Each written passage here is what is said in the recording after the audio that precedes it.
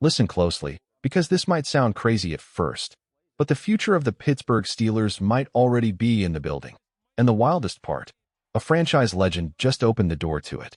Quick one-line reminder before we dive in. If you love real, unfiltered Steelers talk, make sure to like, share, and subscribe so you never miss what's next. Now let's get straight into the breaking news, because there's a lot to unpack. Big news out of Pittsburgh. Ben Roethlisberger has openly said that if Aaron Rodgers is not part of the picture, he would be comfortable rolling with Will Howard as the Steelers' starting quarterback in 2026. Let that sink in for a second.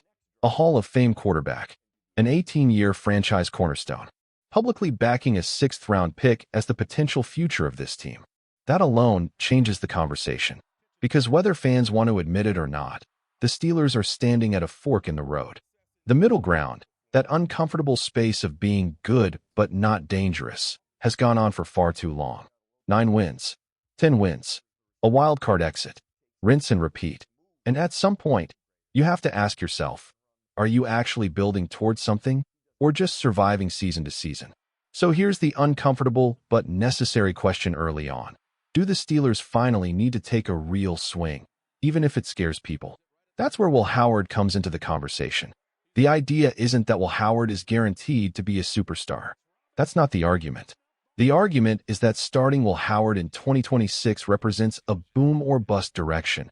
And honestly, that might be exactly what this franchise needs right now. Think about the upside first. If Will Howard hits, even more than expected, you're suddenly talking about a young quarterback growing alongside the offensive line, growing with the skill players, growing within the system. You're talking about stability, identity, a future that isn't being rented year to year. Best case scenario, he surprises the league. The Steelers sneak into the playoffs. Maybe they even make some noise. Every fan signs up for that in a heartbeat. But here's the part people don't like to say out loud. If it doesn't work, is that really the worst outcome? If Will Howard struggles, if he shows why he was taken in the 6th round, if the Steelers go 3-14 or 5-12, that might actually be a quiet win for the long-term future. Because for once, the Steelers wouldn't be drafting at 18, 19, or 21. They'd be drafting where franchise quarterbacks actually live, at the top of the board. History proves this. Terry Bradshaw didn't come from the middle of the 1st round. He was the number 1 overall pick. Ben Roethlisberger didn't come from a 9-win season either. The Steelers went 6-10 in 2003, picked 11th overall in 2004, and landed Big Ben. No bad season. No Ben. No Ben. No Super Bowls. No Killer B era. None of it happens. That's the paradox. To get elite quarterback play, you usually have to suffer first. Now sure, there are other paths. You can draft a quarterback late and sit him behind a veteran, the Jordan Love model, the Lamar Jackson model. But that requires having a real starter in place. And unless Aaron Rodgers returns, the Steelers don't currently have that bridge. You can also get lucky.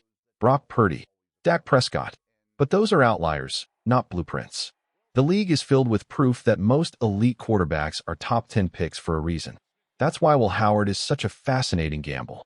Because he gives the Steelers something they haven't had in years, clarity. Either he proves he belongs, or he doesn't. Either way, you finally get direction. Now here's the question of the day, and I want you to be honest in the comments. Would you rather risk a losing season with Will Howard if it meant a real shot at a franchise quarterback in the next draft, or stay mediocre with a stopgap veteran? That's the heart of this debate. And realistically, the Steelers probably won't hand Will Howard the keys with zero competition. They're likely to bring in another quarterback, someone like Mac Jones, Kyler Murray, or a similar option, to compete. But even then, the fact that Will Howard is in this conversation at all says a lot. He's a national champion, a leader. He's got the size, mobility, arm strength, and, maybe most importantly, he's faced adversity his entire career and responded every time. There's a reason people inside the building believe in him. And even if it blows up, the fallout isn't catastrophic. A rough season in 2026 puts the Steelers right in position for the next wave of quarterbacks. That's not tanking. That's accepting reality. Now let's pivot to the other major piece of breaking news. And this one says a lot about Mike Tomlin. Najee Harris revealed that before free agency, he personally called Mike Tomlin looking for clarity. No agents. No games. Just honesty. And Tomlin gave it to him. Tomlin told Najee that if he were his son, he wouldn't come back to Pittsburgh. That's powerful, and it explains exactly why players respect Mike Tomlin. He doesn't lie. He doesn't sugarcoat. He treats guys like men. Najee didn't leave angry. There were no burned bridges. It was business, handled directly. From a football standpoint, the writing had been on the wall. Najee Harris produced, but the fit was never clean, especially under Arthur Smith. Jaylen Warren became the more explosive option, the more efficient runner, the better fit for where the offense wanted to go. And when the Steelers declined Najee's fifth-year option, the message was already sent. Now here's where it gets uncomfortable, because this conversation circles back to the 2021 draft. Taking Najee Harris in the first round was a mistake. Not because Najee isn't a good player. He is. But because positional value matters. Running backs depreciate fast. And unless you're drafting a generational talent, the return rarely matches the investment. The Steelers needed offensive line help. They needed long-term protection for Ben Roethlisberger in his final season. Creed Humphrey was sitting right there. Instead, they chased a short-term fix. And what makes it worse? Jaylen Warren, an undrafted free agent, ends up being the better back. That's not hindsight bias. That's roster construction failure. The Steelers spent years without a clear offensive vision. Matt Canada, a declining offensive line. A rookie quarterback thrown into chaos. Skill talent stretched thin. And it all traces back to poor foundational decisions. So here's the final question to leave you with. Are the Steelers finally ready to stop playing it safe?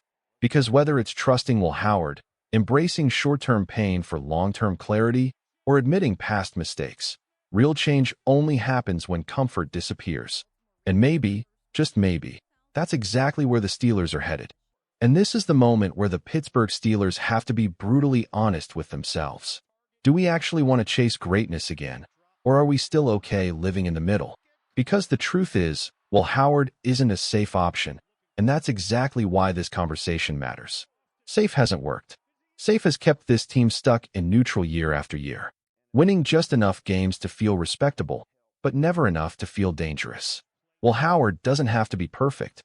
He doesn't have to be a superstar on day one. What he represents is clarity. Either he proves he belongs and gives the Steelers a real future at quarterback, or he doesn't, and the Steelers finally put themselves in position to draft a true franchise changer. And that's not failure. That's direction.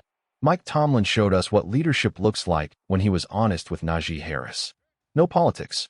No false promises. Just the truth. And that same honesty is needed right now at the most important position in football. Ask yourself this. What's the real fear here? Is it losing games? Or is it admitting that the current path isn't working?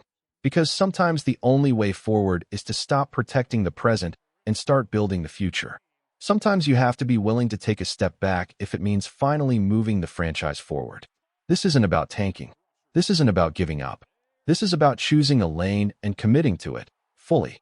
So now it's on you, Steelers Nation. Would you rather roll the dice on a young quarterback and accept the growing pains, or stay comfortable with another short-lived, middle-of-the-road season? Drop your answer in the comments, because this decision is bigger than one player. It's about who the Steelers want to be for the next decade. We're done playing it safe. Now it's time to find out who's brave enough to lead the next era. Blackheart Yellowheart.